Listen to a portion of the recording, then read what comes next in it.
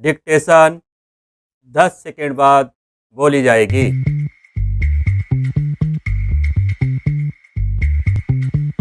5 second. Ready, start. भाइयों, आखिरकार एक लंबे संघर्ष के बाद, जो कि मुख्य रूप से अहिंसात्मक था और जिसका नेतृत्व ऐसे विलक्षण व्यक्ति ने किया जो अहिंसा और सत्य को ईश्वर का प्राय मानता था, परंतु स्वतंत्रता के किनारे पहुंचने के अंतिम चरण में भारत को खून की नदी में से होकर गुजरना पड़ा और यह नदी भारतीयों ने ही खोदी थी तथा इसमें भारतीयों का ही खून बह रहा था।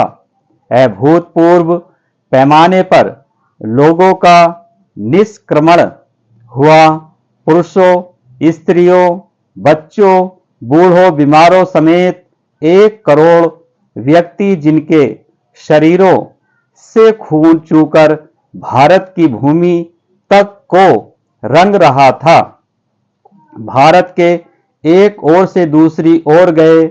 उन्होंने अपने पीछे न केवल मकान और जमीनें छोड़ी, बल्कि अपने घर के व्यक्तियों के मृत शरीर भी छोड़े। स्वतंत्र भारत के किनारे तक पहुंचने के लिए देश को यह मूल्य चुकाना पड़ा और वह 2 प्रभुता संपन्न राष्ट्रों भारत और पाकिस्तान में विभाजित हो गया। यह 15 अगस्त 1947 की बात है।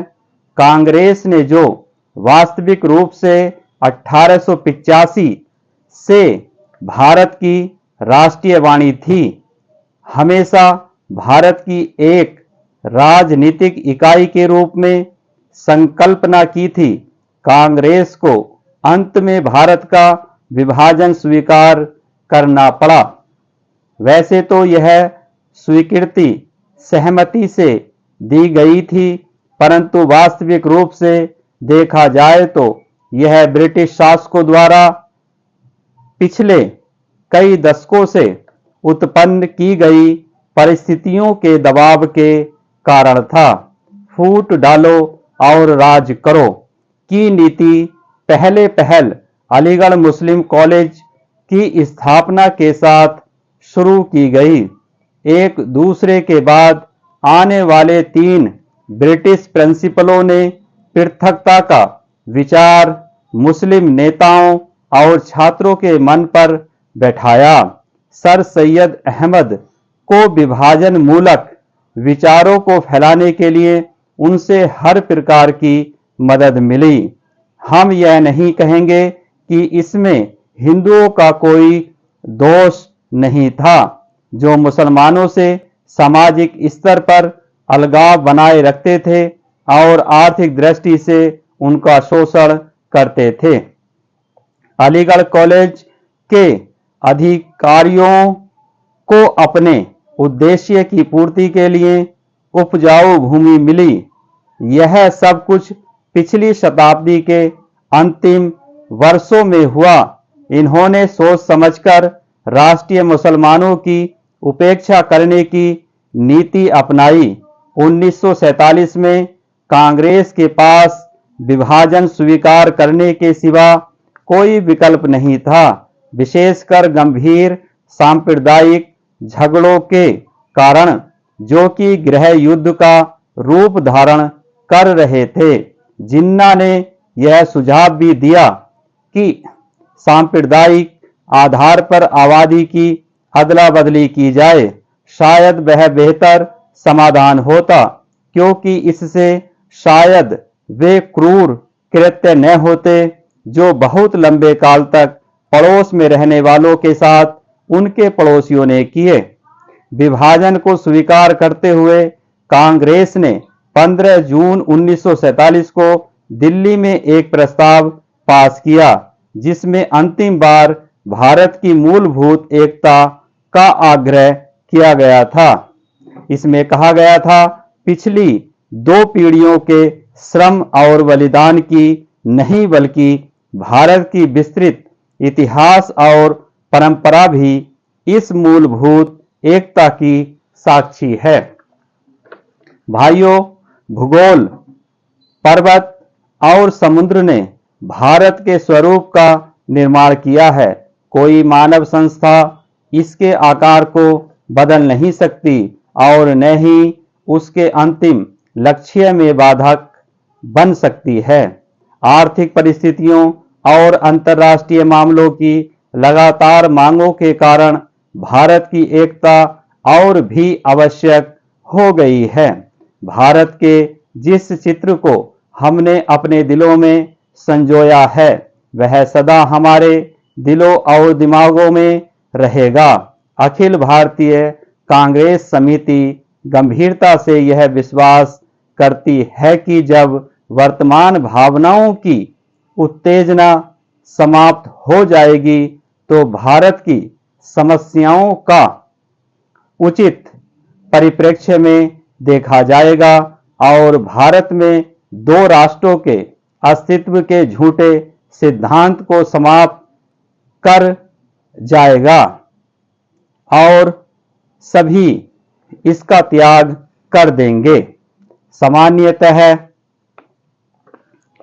राष्ट्रीयता जातीय, भाषाई अथवा भौगोलिक तत्वों पर आधारित होती है, परंतु इस्लाम का अलग अस्तित्व है जो अन्य धार्मिक वर्गों में मिश्रित नहीं होता।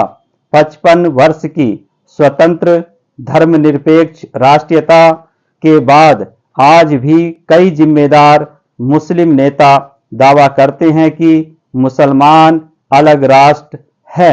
एक जिम्मेदार दल द्वारा इतने अधिक करुणाजनक और आत्मभ्रामक प्रस्ताव की कल्पना भी नहीं की जा सकती जितना कि अखिल भारतीय कांग्रेस समिति ने 15 जून 1947 को पास किया था।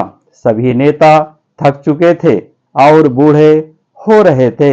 आदर्शवाद की जिस ज्वाला ने उन्हें 26 वर्ष पूर्व प्रेरित किया था, उसका जोश ठंडा होने लगा था।